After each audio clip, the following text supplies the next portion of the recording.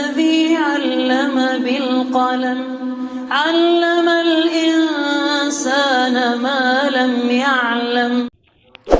بسم اللہ الرحمن الرحیم. آج ہم بتائیں گے تحنیک کے بارے میں. تحنیک کسے کہتے ہیں؟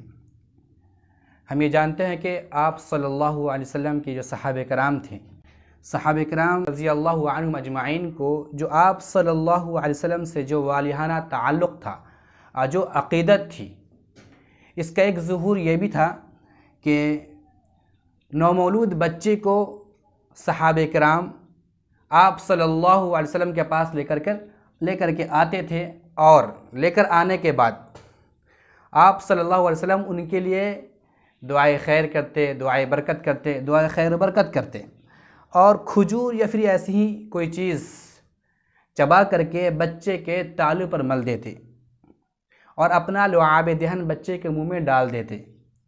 اس کو تحنیک کہتے ہیں. اس سے معلوم ہوا کہ جب ہمارے گھر میں، ہمارے گھرانے میں، ہمارے معاشرے میں کوئی بچہ پیدا ہو تو اس کو بچے کو کسی اللہ کے نیک بندے یا اللہ کے صالح بندے کے پاس لے جا کر کے خیر و برکت کی دعا کروائیں، اور شہد وغیرہ یا کھجور وغیرہ کوئی بھی چیز وہ اللہ کے جو نیک بندے ہیں اس کو چبا کر کے بچے کے تالے میں مل دیں گے اور اپنا لعاب دہن بچے کے منہ میں ڈال دیں گے. اسی کو تحنیک کہتے ہیں. اس سے معلوم ہے کہ ہم تحنیک کروائیں. یہ ان سنتوں میں سے ہے جس کا رواج بہت ہی کم ہو گیا ہے. باقی بعد میں انشاءاللہ.